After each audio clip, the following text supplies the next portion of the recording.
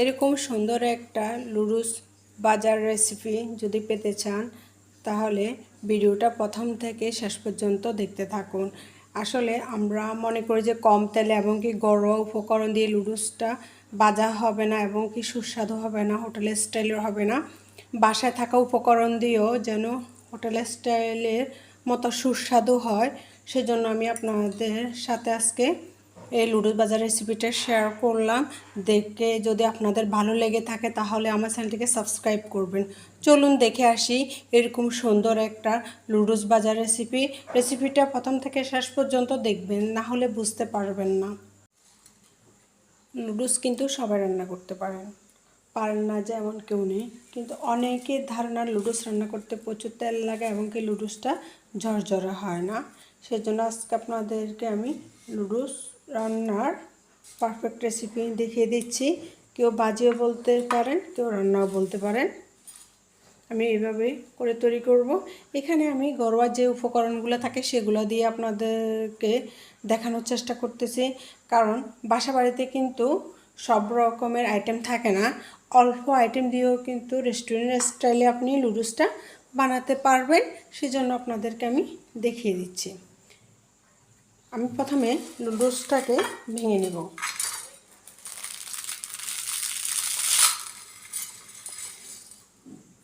এরপরে আমি লুডুসটা পাতিলে দিয়ে দিচ্ছি।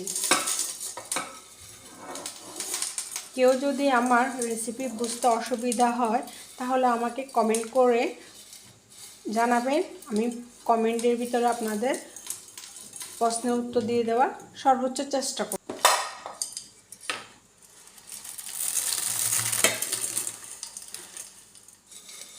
যেহেতু আমার পাতিলটা আমি ছোট নিয়েছি, সেজন্য এগুলো আমি ভেঙে দিচ্ছি। অনেকেই বলতে পারেন আপা গরম পানি হওয়ার পরেও তো লুডুসটা দেওয়া যেত, সেক্ষেত্রে তো এইভাবে ভাঙতে হতো না।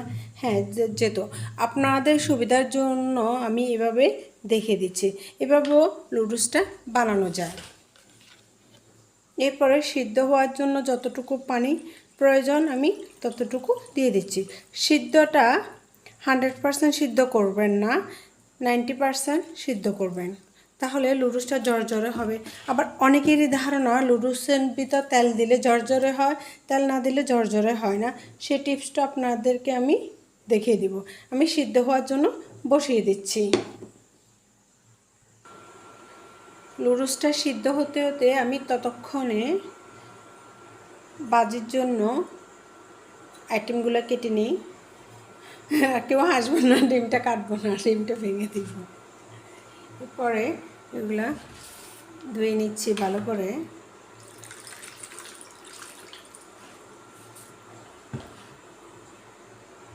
আমি এক এক করে সবগুলা কেটে নিচ্ছি।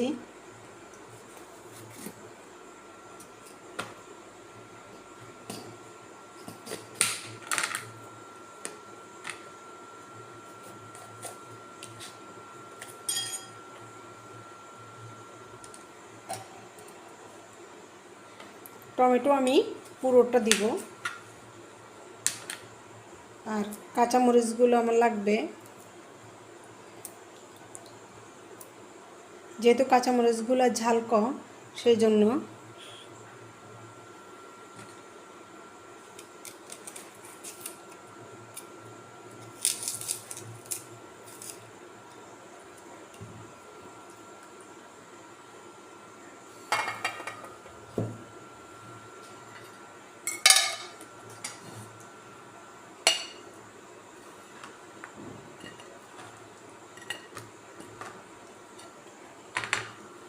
আমি একটা কাটারের সাহায্যে খুবই দ্রুত কেটে নিচ্ছি।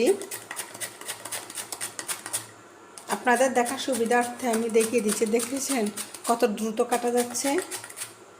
এগুলো রেডি হতে হতে দেখবেন যে আমার লুডুসটা সিদ্ধ হয়ে যাবে। এভাবে করলে কাজটাও সহজ হয় এবং কি খুবই পাতলা হয় এগুলো। আমি টমেটো কেটে নিচ্ছি।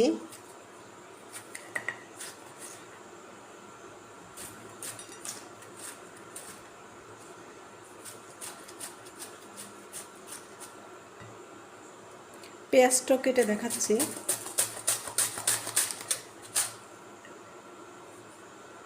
দেখেছেন কত পাতলা হয়।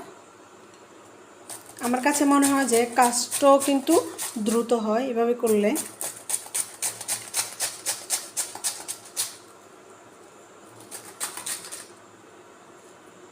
দেখেছেন কত পাতলা। কাঁচামরিচগুলো আমি কেটে নিচ্ছি।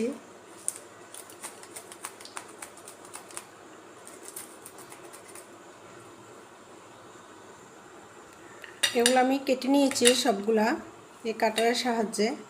এগুলো আপনারা চাইলে যে কোনো সুপার শপ বলেন, যে কোনো দোকানে পেয়ে যাবেন। আমি একটা ভ্যানের মধ্যে পেয়েছি, আপনারাও চাইলে যে কোথাও থেকে এগুলো নিতে পারেন। এগুলো হাতের নাগালে পাওয়া যায়। আমার ততক্ষণে নুডলসটা সিদ্ধ হয়ে গেল। এই পর্যায়ে আমি এটা নামিয়ে নিচ্ছি।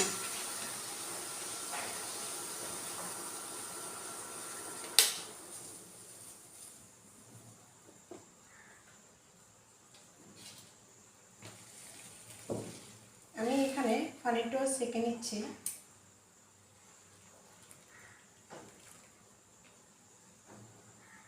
আমি একটা কাজ করব, পানিটা ছাঁকার পরে যে পাতিলে আমি সিদ্ধ করেছি সেই পাতিলে একটু ঠান্ডা পানি দিয়ে এটা আমি রেখে দিব কিছুক্ষণ।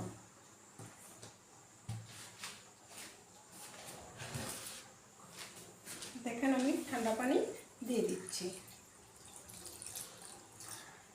এই ঠান্ডা পানিটার কারণে নুডলস একটার সাথে একটা লাগবে না। দেখেছেন একটার সাথে কিন্তু একটা লেগে নেই। এখানে কিন্তু তেলটা আমি দিই নেই। তেল ছাড়াও যে ঝরঝরা করা যায় দেখেছেন। আমি নুডলসটা ভাজার জন্য প্রথমে সাদা তেল দিয়ে দিচ্ছি, খুবই সামান্য পরিমাণে দিচ্ছি। আমি এক এক করে সবগুলো উপকরণ ভেজে নিব।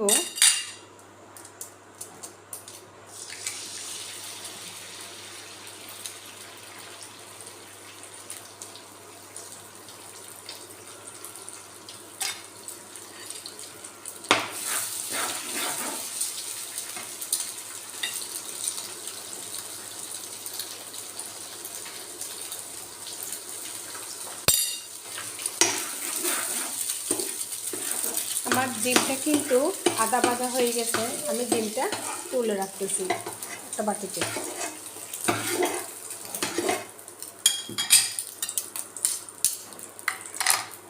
এরপর আমি একটু সাদা তেল দিয়ে দিচ্ছি।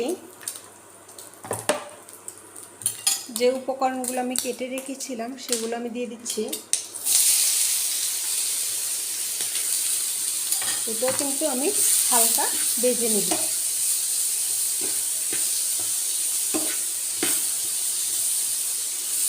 খুবই অল্প তেলে ভাজতেছি, আপনারা খেয়াল করছেন কিনা জানি না।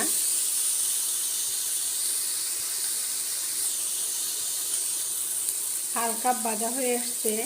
এখানে আমি একটু লবণ দিয়ে দিচ্ছি আর একটু চাট মশলা দিয়ে দিচ্ছি।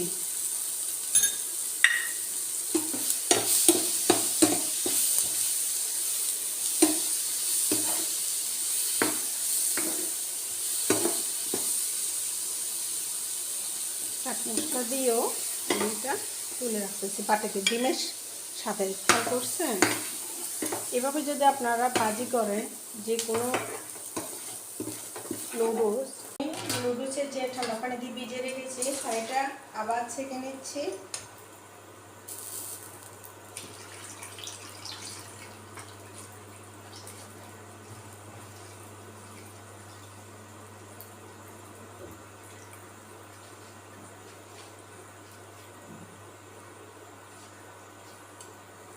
ছেঁকে নেওয়ার পরে আমি নুডলসটা দিয়ে দিচ্ছি।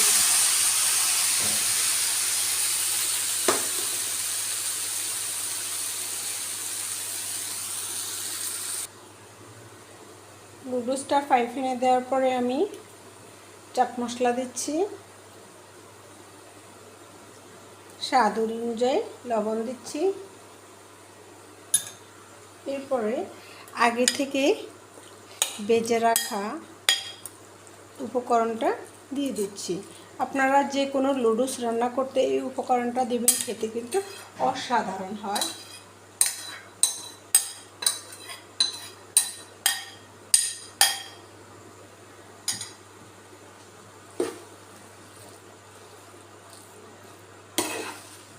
দেখেছেন লুডুসটা কত ঝরঝরে হয়েছে, দেখতে যেমন কালারফুল হয়েছে, এটা খেতেও কিন্তু অসাধারণ লাগবে। আপনারা বাসায় এভাবে লুডুসটা ভেজে আমাকে অবশ্যই কমেন্ট করে জানাবেন লুডুসটা কেমন হয়েছে। আর আমার রেসিপি যদি আপনাদের বুঝতে অসুবিধা না হয় আমার চ্যানেলটিকে সাবস্ক্রাইব করবেন, লাইক দিবেন, বেল বাটনটি অল করে দিবেন। আর কারো যদি কোনো রেসিপি আমার থেকে জানার ইচ্ছে হয় তাহলে আমাকে অবশ্যই কমেন্ট করে জানাবেন। যদি আমার জানা থাকে আমি অবশ্যই আপনাদের সাথে সেই রেসিপি শেয়ার করব। দেখেছেন কত সুন্দর ঝরঝরে হয়েছে, এটা খেতেও কিন্তু অসাধারণ লাগবে।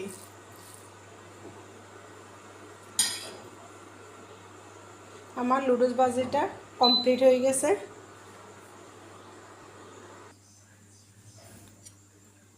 এরকম সুন্দর একটা লুডুস ভাজার রেসিপি যদি পেতে চান তাহলে ভিডিওটা প্রথম থেকে শেষ পর্যন্ত দেখতে থাকুন। আসলে আমরা মনে করি যে কম তেলে এবং কি ঘরোয়া উপকরণ দিয়ে লুডুসটা ভাজা হবে না এবং কি সুস্বাদু হবে না, হোটেলের স্টাইলের হবে না। বাসায় থাকা উপকরণ দিয়েও যেন হোটেলের স্টাইলের মতো সুস্বাদু হয়, সেজন্য আমি আপনাদের সাথে আজকে এই লুডুস ভাজার রেসিপিটা শেয়ার করলাম। দেখে যদি আপনাদের ভালো লেগে থাকে তাহলে আমার চ্যানেলটিকে সাবস্ক্রাইব করবেন। চলুন দেখে আসি এরকম সুন্দর একটা লুডুস ভাজার রেসিপিটা প্রথম থেকে শেষ পর্যন্ত দেখবেন, না হলে বুঝতে পারবেন না। আসসালামু আলাইকুম।